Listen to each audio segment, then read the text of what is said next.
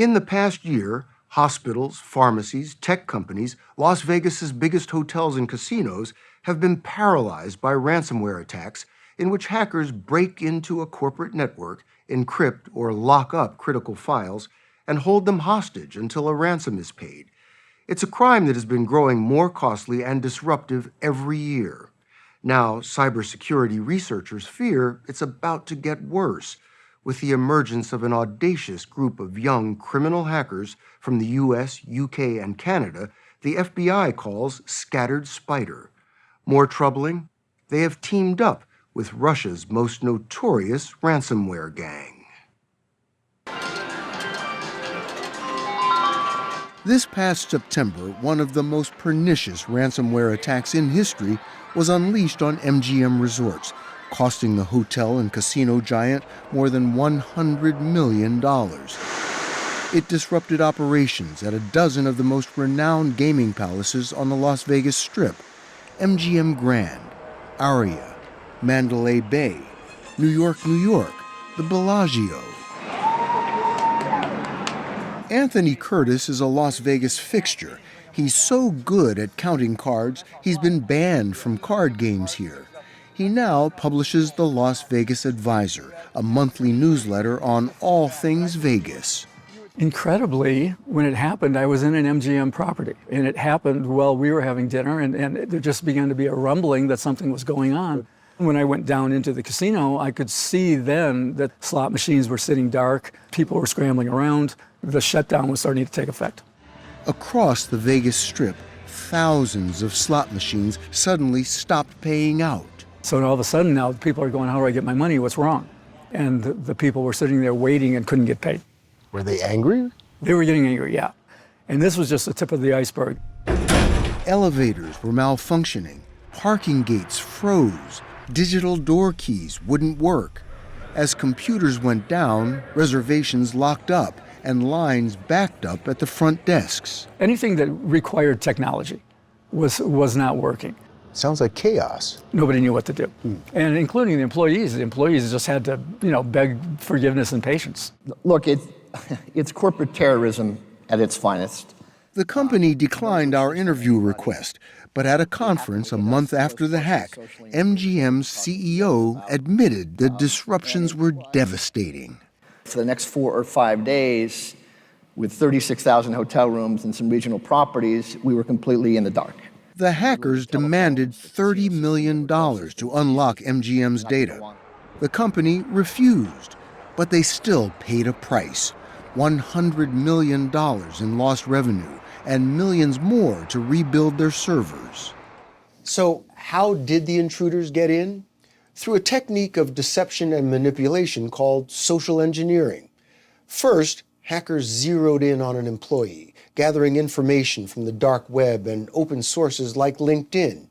Next, a smooth-talking hacker impersonating the employee called the MGM Tech Help Desk and convinced them to reset his password. With that, the hacker was inside MGM's computers and unleashed the destructive malware. Anthony Curtis says it was the cyber criminals' version of an Ocean's 11 heist. They're doing it the old-fashioned way. I mean, they're doing it the new way, but with the old-fashioned goal. They want to get the money. What do you make of that? I don't want to be too glowing like I like these guys, because they're just crooks, right? But these hackers were able to turn the tables. The casinos have their systems, they have their protections, they have their experts, they have their security. These guys are better. Later, MGM's biggest competitor, Caesars, admitted it also suffered a social engineering attack around the same time, suspected by the same group.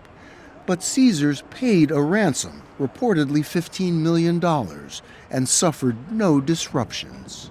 From an FBI perspective, our position is we recommend a ransom not be paid, but we understand it's a business decision during a time of crisis. Brian Vorndran is head of the FBI's cyber division. He told us ransomware attacks have grown increasingly brazen. Any way you look at the numbers, it's a problem for the global economy. and for the U.S. economy and for the security of the United States. There's estimates that global losses exceed $1 billion per year. Have you made any arrests in the Las Vegas cases? We're not going to talk about specific cases or specific companies with whom. But he did point us toward the prime suspect. When we talk about the actors behind some of the more recent ransomware attacks, the name that's generally raised is Scattered Spider. And that's a criminal group that we have a lot of attention on because of the havoc they're wreaking across the United States. Scattered Spider is what the FBI calls a loose-knit web of predominantly native English-speaking hackers responsible for the casino hacks and dozens more. Their specialty is social engineering. Part of their success is because they are fluent in Western culture, they know how our society works, they know what to say to get someone to do something. Allison Nixon is Chief Research Officer at Unit 221B, a cybersecurity firm that focuses on English-speaking cyber criminals. She says Scattered Spider is just one of many illicit hacking groups, all part of a sprawling collection of online criminals calling themselves the community or the COM. The COM is a subculture. It is specifically an English-speaking youth subculture that has arisen in the past few years. It's very new, but it's surprisingly disruptive. Members of the COM have hacked into companies like Microsoft, NVIDIA, and Electronic Arts. How many people are involved? Years ago, it was maybe a few hundred people, but since 2018, the population has exploded because of the money coming into these groups. And there's thousands of people involved at this point. How are they connected? They connect over the internet, social spaces where people hang out, gaming servers. It's almost analogous to like maybe the back alley where the bad kids hang out, but on the internet. How old are we talking about? Males under the age of 25. Under 25 down to how young? Like 13, 14. Involved in pulling off major crimes. Yeah. Members communicate and post pictures on messaging apps like Telegram. Their chatter, a toxic stew of racism, sexism, boasting about the money they've scammed and how menacing they are. There are these toxic online spaces where young people can socialize and mingle with criminals and gang members. And the end result of all of this is this online subculture has formed that glorifies crime, that measures one's personal worth by how much harm they can cause the world. Scattered Spider is one of the most sophisticated offshoots of the COM. Their criminal exploits caught the attention of cybersecurity companies and other hackers, including the most notorious Russian ransomware gang, Black Cat. They saw the young native English-speaking Westerners as a force multiplier. Both claimed credit for the MGM attack. Historically speaking, Russian cybercriminals did not like working with Western cybercriminals. There was not only a language barrier, but also they kind of looked down on them and viewed them as unprofessional.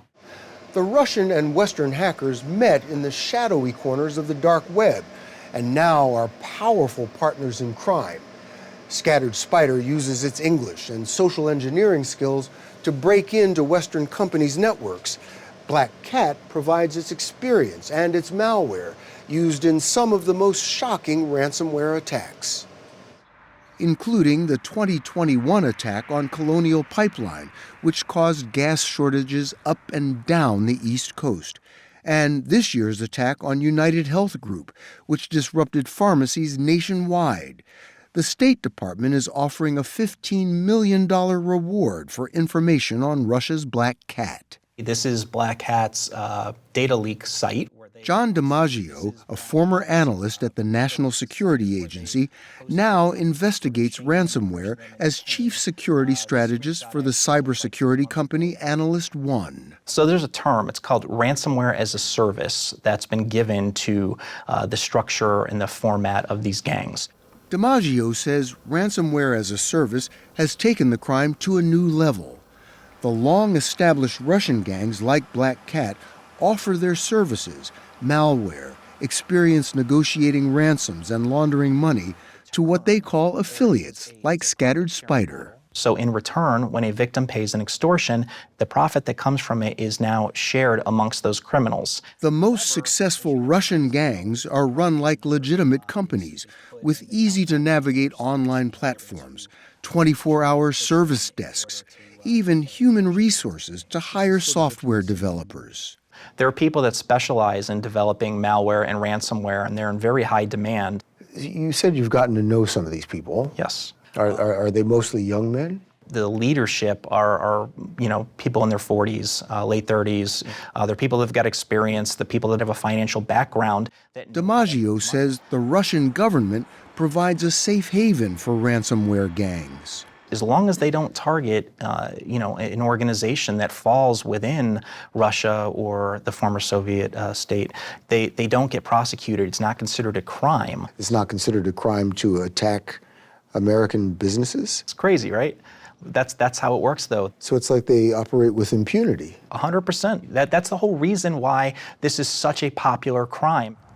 Russian ransomware has become such a threat, the elite cyber warriors at the National Security Agency have joined the fight.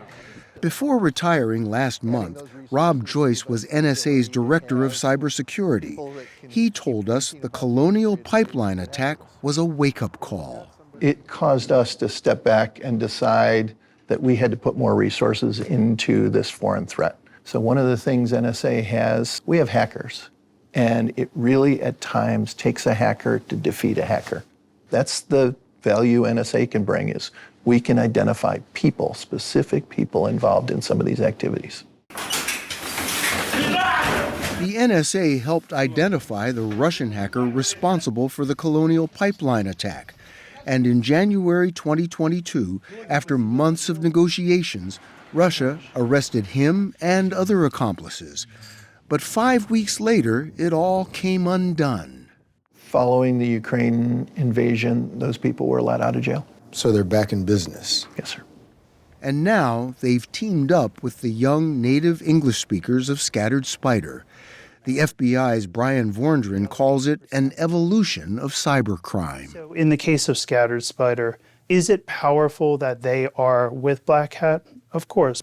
I think that it's important to know that we are against a very capable set of adversaries. They're very good at their work. We're also very good at our work. In January, the Bureau arrested a 19-year-old from Florida, Noah Urban, charged with stealing cryptocurrency. He's pleaded not guilty.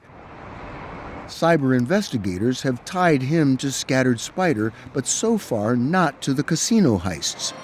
The Scattered Spider hackers who did pull off the attack are still online, hiding in plain sight, in unholy alliance with Russians. Allison Nixon calls Las Vegas a harbinger. The level of cybercrime has risen to the point where it feels overwhelming, and every year it gets worse. And it feels like, as defenders, it's almost like we're winning every battle and losing the war.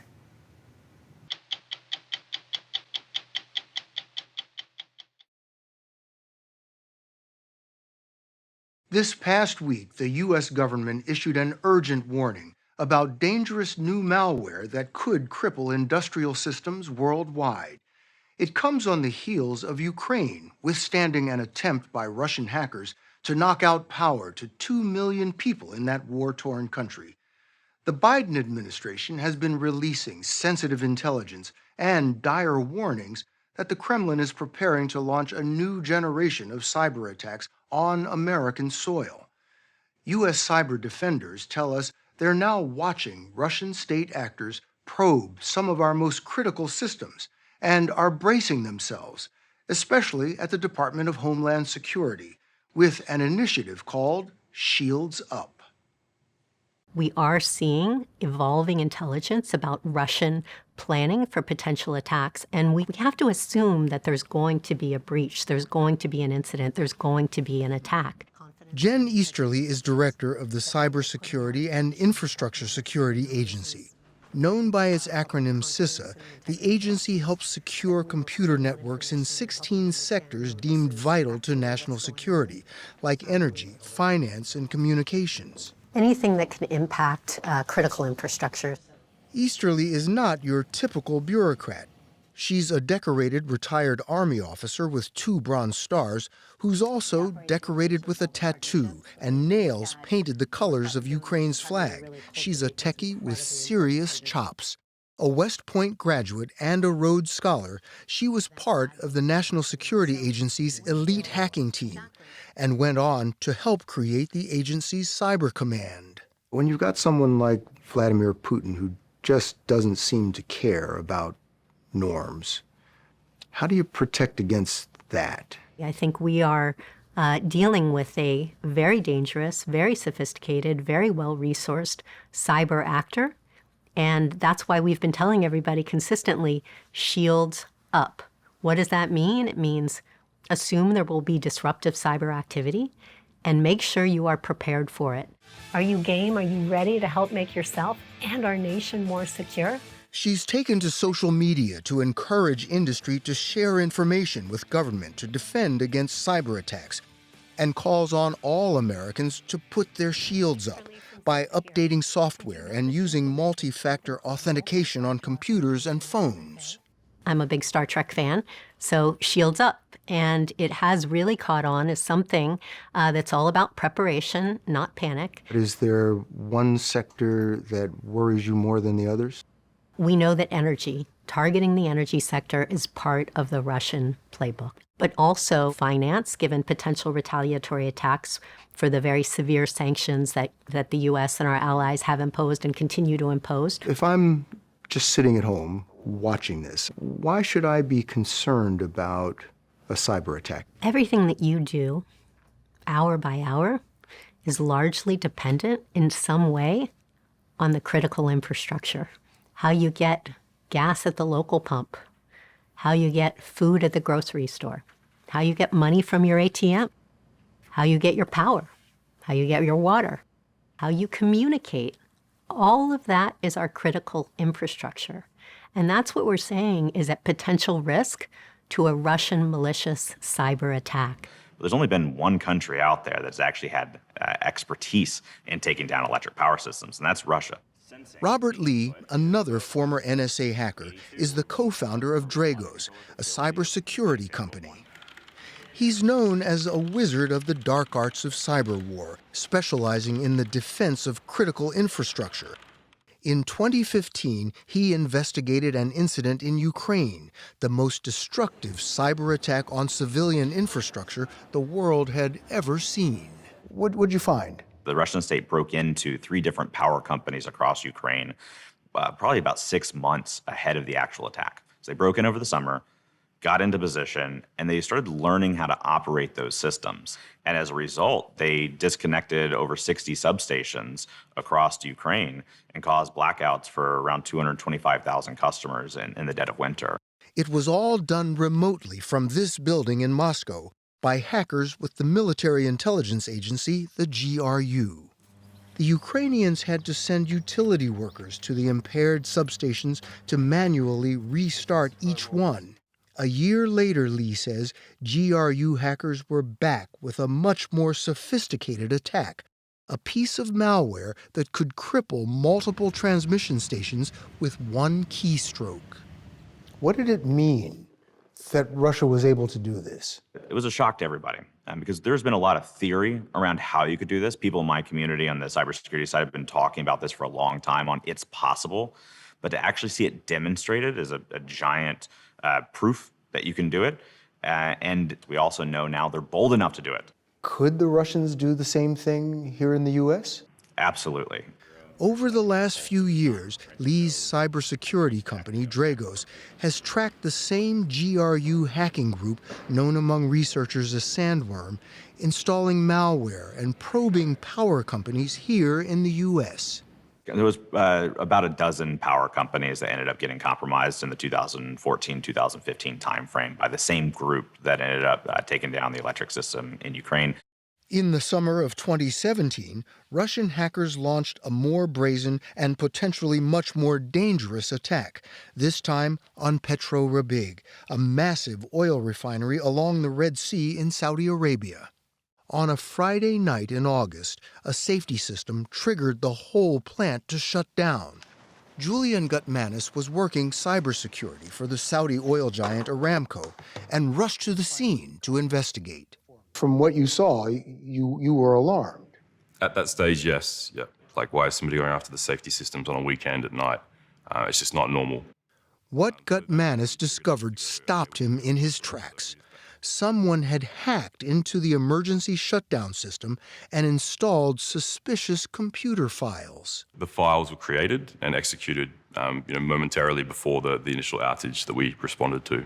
You were able to trace that back. Forensically, yeah. I came across a function that they defined in there called execute exploit. Hairs stood up on my arms, and I'm like, this is probably something really serious. You don't normally have the word exploit in normal kind of vendor software. So that set off alarm bells. Oh, huge alarm bells. And it really kind of made us focus on how did these files get there? Where did they come from? Who created them? And what do we do? What are they trying to do? Gutmanis now works for Robert Lee at Dragos, who also investigated the hack. Lee says the hackers could have set off explosions and released toxic chemicals with the malware they implanted, known as Triton. It's the first time in history we've ever seen a cyber attack explicitly designed to kill people. It targets safety systems, and these safety systems are only there to protect lives. So going after that system explicitly, the only reason to do it is to hurt people. What happened is they made a small error in the software that instead of actually causing the effects they were looking to achieve, like an explosion where you'd kill people, instead it simply shut down the plant. The Russians pose a serious and persistent threat. As the second highest-ranking official in the Justice Department, Deputy Attorney General Lisa Monaco oversees the FBI and its 1,000-strong cyber division. 3 weeks ago, her department unsealed 2 secret indictments. One described how Triton worked and identified this man, Yevgeny Gladky, from a Russian Ministry of Defense Research Institute as one of the hackers. The second indictment says between 2012 and 2017, these 3 Russian intelligence agents and accomplices hacked hundreds of energy companies around the world and managed to get inside the computer network at a nuclear power plant in Kansas. This was historical activity, but it is very much the type of activity that we are warning about today when it comes to Russia's response to the world's response to the horror in Ukraine. What about right now? Are you seeing Russian activity, Russian plots to disrupt our infrastructure? We are seeing Russian state actors scanning, probing, looking for opportunities, looking for weaknesses in our systems, on critical infrastructure, on businesses. Think of it, Bill, as a burglar going around trying to jiggle the lock in your house door to see if it's open. And we're seeing that. Those who violate our laws should expect to face justice. Earlier this month, Monaco joined Attorney General Merrick Garland and FBI Director Christopher Wray to announce the U.S. had conducted a bold operation, stopping Russian hackers as they were preparing to strike. We're talking military intelligence actors deploying malware, malicious code on thousands of computers in hundreds of countries. We're seeing them deploy that code and take control of these computers. It's like an army of infected computers that with a single command can be deployed to do everything from gathering information, stealing information, and sometimes to have destructive effect. And we were able to work with the private sector to understand it, to be able to use unique investigative tools to trace it back to attackers at keyboards, and then use our tools to go in, not only remove that malware, but again, to lock those doors to keep the attacker from coming back. This was the first time that we have taken that action against something that the Russian military has done preemptively. Before they launched the attack, we took it down. Dmitry Alperovich is well acquainted with Putin's tactics. As co-founder of the heavyweight cybersecurity company CrowdStrike, he helped trace the 2016 hack of the Democratic National Committee back to the GRU in Moscow. He currently is a member of the Homeland Security Advisory Council. The Moscow-born Alperovich has a theory why Putin hasn't launched a full-scale cyber attack on the U.S. yet. He thinks that a victory that he can pull out is still achievable, and that is he can make a deal with the Europeans at least, and possibly the Americans to take the sanctions off. I think he's mistaken on that, but I think at least until he tries that, he's unlikely to launch the cyber attacks. So why do you think President Biden has said a cyber attack from Russia is coming?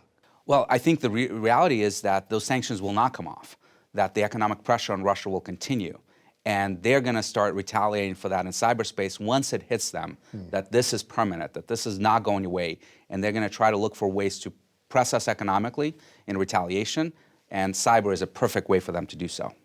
Perfect because cyber is a battlefield where Russians have an advantage, a target-rich environment in the United States. The reality is that we have way too many targets. If you look particularly in our energy sector, you have regional utilities, you have minor energy processing companies, storage companies, pipeline companies, and make no mistake, Bill, the cyber actors that they have are top-notch, and they've demonstrated that time and time again. We have said in the past that if you do this to us, we will respond in kind. Would we? We have to let them know that you will not touch our critical infrastructure without a response. And the way to do that, I think, is through a cyber operation that can demonstrate our capabilities without lasting damage. One of the ways you can do that, for example, is by taking Russia off the internet for a few hours. It won't cause any lasting impact, but it will demonstrate the power of the United States Cyber Command, what we can do to his economy by disconnecting him effectively from the internet. We can do that? We can absolutely do that. And we'll let him know that if he keeps going, if he keeps attacking us, we can make that permanent.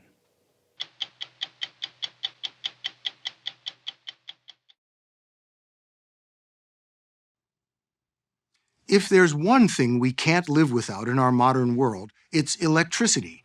It provides heat and light, pumps water and fuel, refrigerates food, and breathes life into our TVs, computers, and phones. So it's no surprise the North American electric grid, which creates, moves, and delivers our electricity, is considered the most critical part of our critical infrastructure. What is surprising is the nature of the grid itself, a hodgepodge of public and privately owned half-century-old tech that is increasingly vulnerable to severe weather, cyber attacks, and even physical assaults. As we first reported earlier this year, no government agency, not even the Department of Energy, is truly in charge of protecting it. One attack 9 years ago was a wake-up call for industry and government alike. There's been a major transformer leak. This is at a PG&E substation. On the night of April 16, 2013, a mysterious incident south of San Jose marked the most serious attack on our power grid in history. PG&E tells us someone may have fired some shots into that transformer. For 20 minutes, gunmen methodically fired at high-voltage transformers at the Metcalf Power substation. Security cameras captured bullets hitting the chain-link fence. They knew what they were doing. They had a specific objective. They wanted to knock out the substation. At the time, John Wellinghoff was chairman of FERC, the Federal Energy Regulatory Commission, a small government agency with jurisdiction over the U.S. high-voltage transmission system. You were concerned enough that you flew out there. That's correct. And I took two other individuals who trained special forces, U.S. Special Forces. They trained people to actually attack infrastructure. And what the former commandos found looked familiar.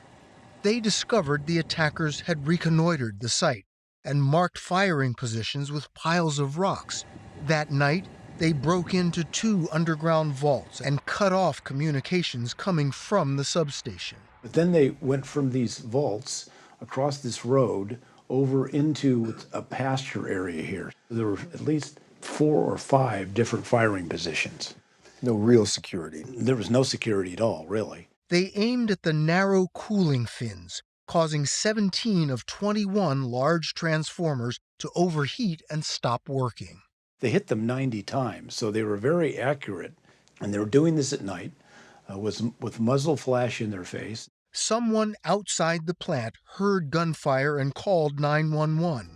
The gunman disappeared without a trace about a minute before a patrol car arrived. The substation was down for weeks, but fortunately, PG&E had enough time to reroute power and avoid disaster. If they had succeeded, what would have happened? Could have brought down all of Silicon Valley. We're talking Google, Apple, all these guys. Yes, that's correct. Who do you think this could have been? I don't know. We don't know if they were a nation state. We don't know if they were domestic actors, but it was somebody who did have competent people who could, in fact, plan out this kind of very sophisticated attack. The grid is a sprawling target. There are actually 3 in the U.S., the Eastern, Western, and Texas has its own. Most of us rarely notice substations. There are 55,000 across the country, each housing transformers, the workhorses of the grid. Inside these massive metal boxes, raw electricity is converted to higher or lower voltages. Should a transformer explode, like this one in Manhattan during Superstorm Sandy, the system is designed to trigger a localized grid-preserving blackout. But if several sections of the grid go down at the same time, the shutdowns can cascade like dominoes. That's what set off the Great Northeast Blackout in 2003, leaving 45 million Americans without power. A few months before the assault on Metcalfe, John Wellinghoff of FERC commissioned a study to see if a physical attack on critical transformers could trigger cascading blackouts. It was actually a very shocking result to us that there's a very few number of substations you need to take out in the entire United States to knock out the entire grid. Knock out the entire grid? That's correct. How many would it take to knock out putting the entire country in a blackout? Less than 20. The report was leaked to the Wall Street Journal. It found the U.S. could suffer a coast-to-coast blackout if saboteurs knocked out just 9 substations. You are relaying this in a very measured way. I would think this would be quite alarming. It was alarming. There's no question. It is alarming. After the Metcalfe attack, FERC pressed the utilities to harden defenses at their most critical substations, erect walls and sensors to prevent similar attacks. There's now a wall around Metcalfe. But many substations remain vulnerable targets, like this one we found in Southern California that serves more than 300,000 customers. Huge transformers protected by a chain-link fence. Anybody who knows about power systems knows that the grid is physically spread all over the countryside. There are a lot of places that are vulnerable. Dr. Granger Morgan is a Carnegie Mellon University professor of engineering who chaired 3 National Academy of Sciences reports on the power grid for the U.S. government. The most recent in 2021. An earlier report on terrorism was classified for 5 years. We simply made a strong case that the grid was physically very vulnerable. Why was there a specific report on terrorism and the grid? There were concerns about the possibility that a terrorist organization could attack the grid. And around the world, there have been a fair number of attacks on grids. They have attacked with bombs, planes, and drones. Russia's cyber attack on Ukraine's grid in 2015 knocked about 60 substations offline, leaving 230,000 people in the dark. The U.S. Secretary of Energy has said Russia could do the same thing here. In the report we did on the resilience of the power system, we did argue that we needed an organization, probably DOE and Department of Homeland Security, to systematically look at all the kinds of vulnerabilities we have and then begin to figure out who could address each. In terms of resilience issues, there's nobody in charge. I mean, there's no single entity that has responsibility for everything. The U.S. electric grid is the largest machine in the history of mankind. It is a marvel of modern engineering. No one person owns or controls it. It's actually 3,000 different companies, both public and private sector, that own or operate little pieces of the electric grid. Mike Mabey is an Iraq war vet, a former cop, and a self-taught grid security expert. By day, he works for the government. In his spare time, he uncovers public information electric utilities would rather not see the light of day and publishes them on a website called Grid Security Now. He is both fascinated and horrified by the grid. I think everybody needs to be as alarmed as I am. We've had disasters in the past, but they've generally always been regional in scale. What we've never had is a national scale blackout, which is completely possible under some known threats, such as the cyber threat, the physical security threat, or even extreme weather. And the U.S. public is completely unprepared to survive without the electric grid for any period of time whatsoever. So you have wind power too. So when he moved to Texas 2 years ago, he prepared for the worst, installing solar, wind, and battery power. Whole system's 48 volts. Mabey's family survived last winter's deadly storm. Hundreds of Texans perished. And the deaths were largely due to hypothermia, carbon monoxide poisoning, because when people got cold, they would do things like, go into their car in the garage to try to stay warm. Mabey has become a thorn in the side of the federal government and utility companies. I filed a complaint about supply chain cybersecurity. I filed a complaint about physical security. I filed a complaint about the Texas blackout. The government and the industry, they think you're an annoyance? I've been termed a grid security gadfly, which I wear that as a badge of honor. One frequent target, the Department of Energy. Mabey told us the grid information the DOE puts out is confusing and dispersed. He said he spends hours trying to make sense of it all. There is a requirement that they report electric disturbance events, but the data from the Department of Energy is so bad. So, I took it upon myself to do some data crunching.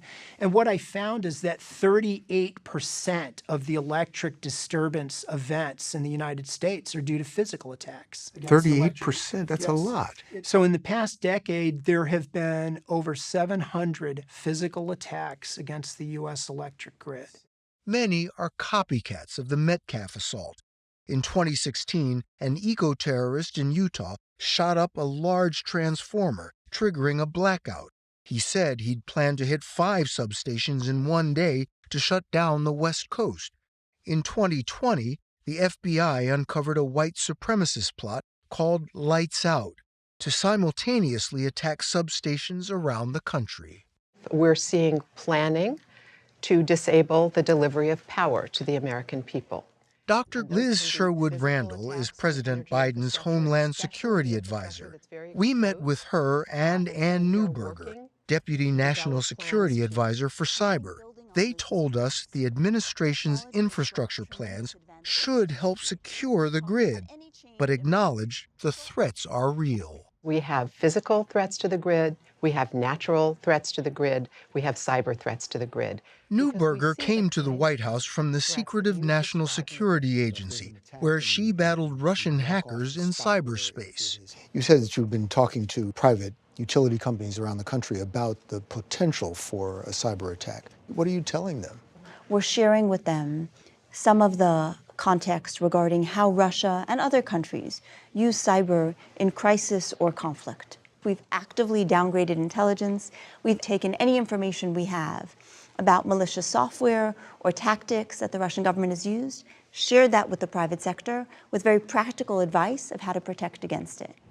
Isn't the problem that when it comes to the grid, there's nothing like the FAA or the Food and Drug Administration or the Securities and Exchange Commission. There's no one overall agency overseeing these, what you said, 3,000 different utilities across the country? We don't have one system. We have several grids. We also have individual energy ecosystems in regions and states. And that's part of our strength because the resources for energy are different in different regions. And we have to acknowledge that we're not going to have a one-size-fits-all system. You call it one of our strengths, but it also seems to be one of our vulnerabilities. Well, in my view, we can't impose the regulations that you would be suggesting, as a federal government. We can set standards, and we are setting standards in a variety of arenas. Carnegie Mellon's Granger Morgan says what government, industry, and law enforcement are doing doesn't meet the magnitude of the threat. What we need at this point is to get the White House to put all the key players together in a room to identify the biggest vulnerabilities and then take steps to reduce them. I'm surprised that's not being done. It has not been done, and it needs to happen now.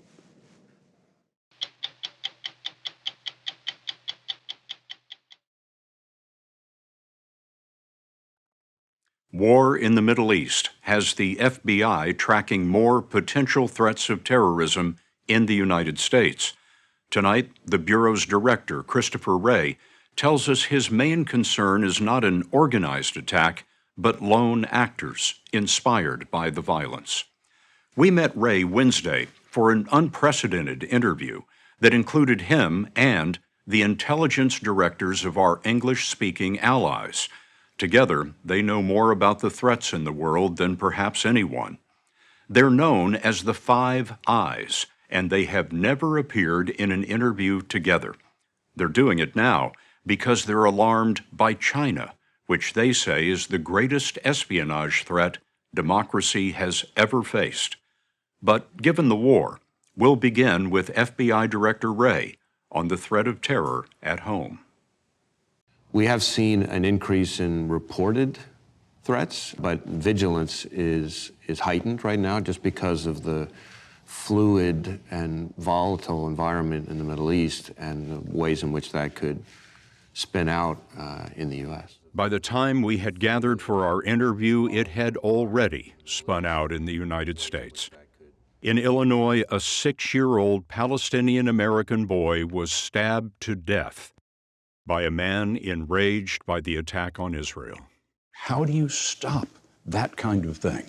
The key that we've found in stopping it more and more is trying to have the right eyes and ears out in the community. And so what we need to have are people in the community, when they see something starting to go awry, calling law enforcement. And the attacks that we've been able to prevent over the years have almost always included somebody who's made that phone call.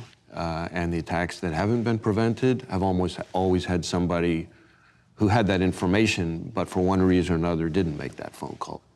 About 30 Americans were killed in the Hamas attack. 2 American hostages were released Friday, which left 10 still missing. Sources tell us it's unclear how many of them may be hostages. Israel leads the hostage effort. The FBI is prepared to help. We're going to work closely with our partners, our Israeli partners, our U.S. embassy partners, the whole U.S. government to do whatever we can to ensure that those hostages come out safe. But make no mistake, this is a dangerous time. We met Chris Wray with his fellow intelligence chiefs of the so-called Five Eyes. From the left, Mike Burgess of Australia, David Vigneault of Canada, Ken McCallum of the United Kingdom, and at far right, Andrew Hampton of New Zealand. The Five Eyes Alliance was formed after World War II to gather intelligence, but this was their first public appearance ever, and they did it in Palo Alto, California, Silicon Valley, to make this point: the technology secrets that are about to change the world in artificial intelligence, biology, and computing are falling into the wrong hands, stolen in a global espionage campaign by China. The People's Republic of China represents the defining threat of this generation and this era. There is no country that presents a broader, more comprehensive threat to our ideas, our innovation, our economic security, and ultimately our national security. We have seen efforts by the Chinese government, directly or indirectly, trying to steal intellectual property, trade secrets, personal data, all across the country. We're talking everything from Fortune 100 companies all to small startups. We're talking about agriculture, biotech, healthcare, robotics, aviation, academic research. We probably have somewhere in the order of 2,000 active investigations that are just related to the Chinese government's effort to steal information. But all countries spy. Mike Burgess of Australia. Yes, absolutely, all countries spy. Our countries spy. All governments have a need to be covertly informed. All countries seek strategic advantage. But the behaviour we're talking about here goes well beyond traditional espionage. This scale of the theft is unprecedented in human history, and that's why we're calling it out. They were calling it out this past week in private meetings with 15 top Silicon Valley executives and Stanford University. This is not just about government secrets or military secrets. It's not even just about critical infrastructure. It's about academic research in our universities. It's about promising startup companies. People, in short, who probably don't think national security is about them. Ken McCallum is Director General of MI5, the UK's FBI. So we see the theft happening in a range of ways. One is that we see employees within those companies being manipulated. Often, in the first instance, they are not aware of what is happening. We have seen, for example, the use of professional networking sites to reach out in sort of masked, disguised ways to people in the UK, either who have security clearance or who are working in interesting areas of technology. We've now seen over 20,000 examples of that kind of disguised approach to people in the UK who have information that the Chinese state wishes to get its hands on. You have the biggest hacking program in the world by far, bigger than every other major nation combined, stolen more of our personal and corporate data than every nation, big or small, combined. Are you saying that it is a threat to the way of life of democracies? It is a threat to our way of life in a number of ways. The first is that when people talk about stealing innovation or intellectual property, that's not just a Wall Street problem. That's a Main Street problem. That means American jobs, American families, American livelihoods, and the same thing for every one of our 5 countries directly impacted by that theft. It's not some abstract concept. It has flesh and blood, kitchen table consequences. Here's one example. When China stole the technology secrets of one American wind turbine company, the company lost its competitive advantage. Sales collapsed, and it laid off nearly 700 workers. When you encounter a company that isn't sure that it wants to cooperate with you, what do you tell them? I would say that if you are operating at the cutting edge of tech in this decade, you may not be interested in geopolitics, but geopolitics is interested in you. And you would be reckless, not just with my secrets, but with your own company's viability, with your shareholders' capital, if you didn't think about what that means. We all came into these meetings with the mindset of, we want to figure out how we can better help protect you, your innovation, your intellectual property. They all came into the conversations with ideas of ways they can help us help them. The intelligence chiefs told us Chinese companies are overseen by the Communist Party, and for many, espionage is a sideline on behalf of the PRC, the People's Republic of China. Is the Chinese government building industrial sites in your countries that are actually covers for espionage operations? David Vigneault of Canada. We have seen in the past acquisition of land, acquisition of different companies, where when you start to dig a little bit further, you realize that there is another intent, and we have seen and blocked attempt by the PRC to acquire locations near sensitive strategic assets of the country, where we knew that the ultimate purpose was for spying operations. And Director Wray, have you seen that in the United States? We've seen a variety of efforts by Chinese businesses, some cases state-owned enterprises, some cases ostensibly private companies, attempting to acquire businesses, land, infrastructure, what have you, in the United States in a way that presents national security concerns. Including investigations recently of Chinese companies purchasing land and building plants near U.S. military bases. We welcome business with China, visitors from China, academic exchange.